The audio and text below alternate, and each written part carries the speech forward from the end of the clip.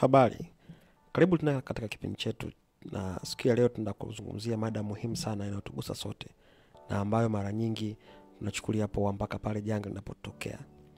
Leo tunazungumzia usalama nyumbani, hasa kwenye masuala ya moto. Moto nyumbani unaweza kusababisha hasara kubwa ya mali, majeraha makubwa na mbaya zaidi kupoteza maisha. Lakini habari njema ni kwamba matukio mengi ya moto nyumbani yanaweza kuzuilika. Kwa hiyo hebu tuangalie kwa undani nini tunachoweza kufanya ili kujilinda sisi na wapendwa wetu. Kwanza kabisa, lazima tujue vyanzo vikuu vya moto nyumbani. Ambacho cha kwanza kabisa ni vifaa vya umeme na nyaya zilizochakaa. Hiki ndicho chanzo kikuu cha moto katika nyumba nyingi. Na nyaya nyingi za umeme zilizochakaa, vifaa vya umeme vilivyoharibika, matumizi mabaya ya soketi au matumizi ya vifaa vya umeme visivyo na viwango vinavyokubalika. Kitu kwanza, angalia nyaya zako za umeme. Je, zimekatika au zimechubuka au zina joto kali? Na kama jibu ni ndio, zibadilishe mara moja. Kitu cha pili, usizidishe mzigo katika soketi yako au overload. Epuka kuchomeka vifaa vingi sana kwenye soketi moja. Natumia power strips au extension cords zenye ulinzi wa overloaded au surge protectors, na uhakikishe zimeidhinishwa. Kingine, hakikisha kwamba unakuwa na fundi umeme mwenye ujuzi wa kutosha. Kazi zote za umeme zifanywe na fundi umeme mwenye ujuzi. Usijaribu kufanya marekebisho makubwa ya umeme ukiwa mwenyewe. Kingine, chomoa vifaa vya umeme. Unapolala au kuondoka nyumbani, chomoa vifaa vyote vya umeme ambavyo havihitaji kuwashwa, kama vile chaja ya simu, pasi, jiko la umeme na television. Na kitu cha mwisho, matengenezo ya mara kwa mara. Hakikisha vifaa vyako vya umeme viko katika hali nzuri, kama vile jiko la umeme liko katika hali nzuri, friji na oven zinapaswa kuhudumiwa mara kwa mara. Kitu cha pili ni jiko na kupika. Moto unaanzia jikoni mara nyingi kuliko sehemu nyingine yoyote nyumbani. Kusahau mafuta kwenye jiko, nguo kushika moto au vifaa vya kupikia visivyosimamiwa. Usiache chakula jikoni peke yake, hasa unapopika kwa mafuta mengi au kwa joto kali. Kaa karibu na jiko. Kitu cha pili, weka vitu vinavyoweza kuwaka mbali. Mfano kama nguo za jikoni, taulo, makaratasi au mapazia, viondoe mbali na jiko au oven. Zima jiko baada ya matumizi, na hakikisha gesi imefungwa vizuri au jiko la umeme limezimwa. Kingine cha mwisho ni kujua namna ya kushughulikia moto wa mafuta. Kama usitume maji kwa sababu yataeneza moto wa mafuta, badala yake funika sufuria kwa mfuniko imara au tumia blanket la kuzima moto au kifaa cha kuzima moto kinachofaa kwa moto aina hiyo, ambao ni type F au type K. Kitu chochote ambacho kinasababisha moto pia ni mfumo wa gesi. Kuvuja kwa gesi kunaweza kusababisha mlipuko au moto mkubwa. Sasa namna gani ya kuweza kuchukua tahadhari? Kagua mara kwa mara na angalia mabomba ya gesi na mipira ya kuunganisha kwenye mitungi. Tafuta nyufa au mpasuko au dalili za uchakavu kwenye bomba za gesi. Kingine ni harufu ya gesi. Ukisikia harufu ya gesi, fungua madirisha yote.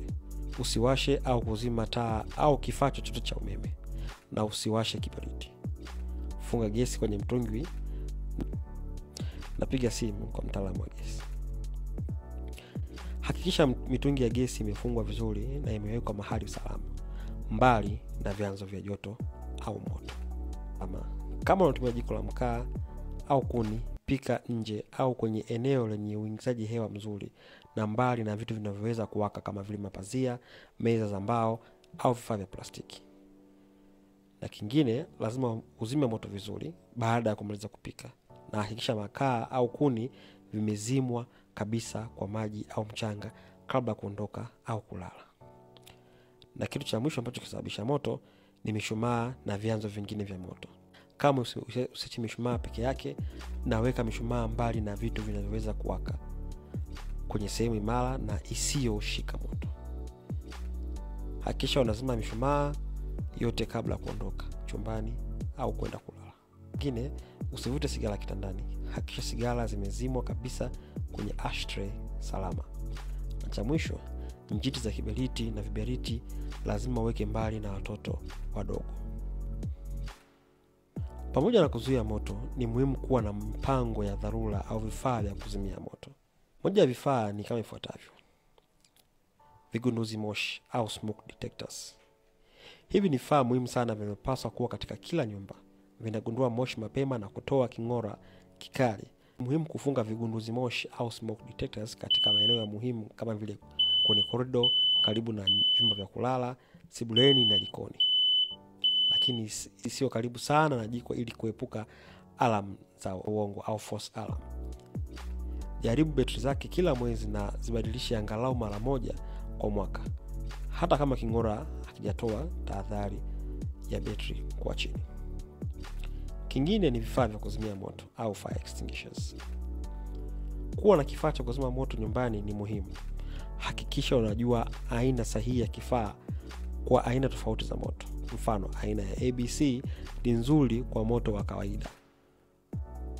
Jifunze jinsi ya kutumia kifaa chako cha kuzima moto na kumbuka kanuni ya PASS. Yani pull, vuta pini; aim, lenga kwenye chanzo cha moto, sio juu ya moto; squeeze au bonyeza mpini; na sweep, zungusha bomba kushoto na kulia kwa ajili ya kuzima moto. Kila familia inapaswa kuwa na mpango wa jinsi ya kutoka nje ya nyumba haraka ikiwa moto unatokea. Lazima pia kwenda sehemu ya kukutana na salama nje ya nyumba, mfano mti mkubwa au nyumba ya jirani. Na pia ni muhimu kufanya mazoezi ya dharura mara kwa mara na familia nzima ikiwemo watoto.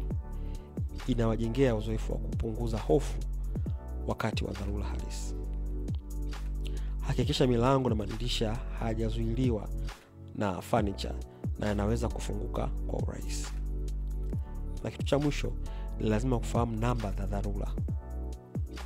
Ni muhimu kuhifadhi na kuweka namba muhimu za dharura kama vile za zimamoto, polisi na hospitali mahali pa kuonekana na kuhakikisha kila mtu anazijua. Ndugu msikilizaji, usalama ni jukumu letu sote. Usisubiri mpaka moto utokee ndipo uanze kuchukua hatua. Fanya uchunguzi wa usalama nyumbani kwako leo. Zungumza na familia yako kuhusu umuhimu wa usalama wa moto. Kumbuka, kuzuia ni bora kuliko kutibu. Kwa kuchukua tahadhari hizi rahisi, unaweza kulinda maisha, mali na amani ya akili yako.